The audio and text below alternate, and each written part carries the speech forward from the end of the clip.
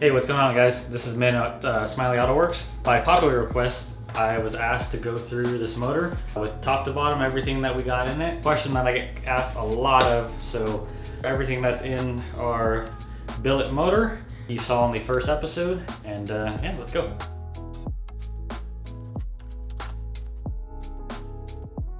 So first and foremost, this is a MazWorks billet block put together by MazWorks themselves. It was assembled by MazWorks with parts from Real Street Performance, our primary parts dealer. So to start with the bottom end, it is an RS 2000 piston from Real Street Performance, a solid beam R&R aluminum rod, a Brian Crowder 3.2 liter stroker crank, and of course the billet block comes with its own set of billet or main caps, so there are not standard main caps in here. It's a 9/16 top fuel dragster head stud, which is significantly bigger than the stock size and even bigger than the 1/2 inch.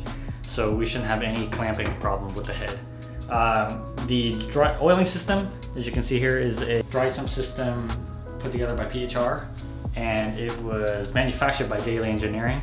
And this one is unique. If you notice right here, the pump is actually offset, and the pump will be out here. The pump's actually right here.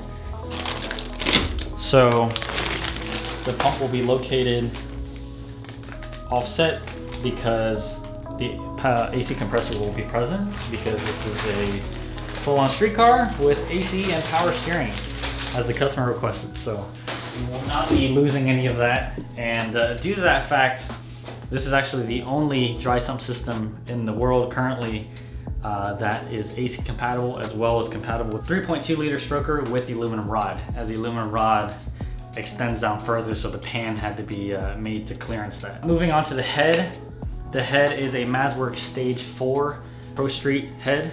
It's fully CNC ported on the intake and exhaust side. We have Brian Crowder Stage 3 Plus 276 cams. For the valve train, it's all Ferrea, just copper valve seats, everything you could think of in the head, it's all taken care of. Make sure that we have the most performance that we can out of the head and the most amount of flow possible. Sitting on top of that are the PHR valve covers.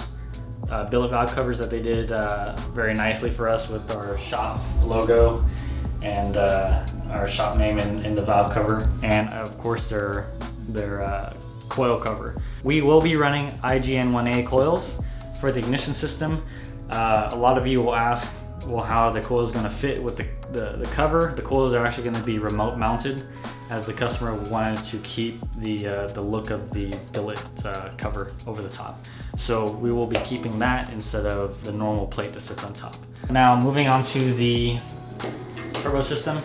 This is a PHR V50 Pro Mod tubular manifold with a Pro Mod 88 XPR mounted on top of it, with the 5-inch downpipe, hence the size.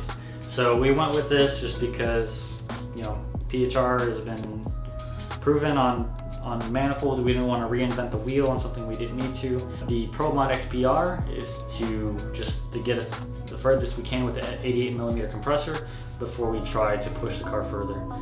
We're going to start with the 88 just until we get all the transmission stuff figured out, as well as the rest of the car. The car will be on a 6R80, a built 6R80 transmission running Motec with a 4 9-inch rear end. So with all this, we're hoping for a solid, you know, street car, as well as a good car that you can take to the drag strip. Hopefully we're trying to run 7s in it, and then also a good half-mile car, 200 plus and a half. I know a lot of people wanted to know what was in the motor, so you know, that's what's in it. Hope you enjoy it, and we'll have some good footage of the motor afterwards. Enjoy.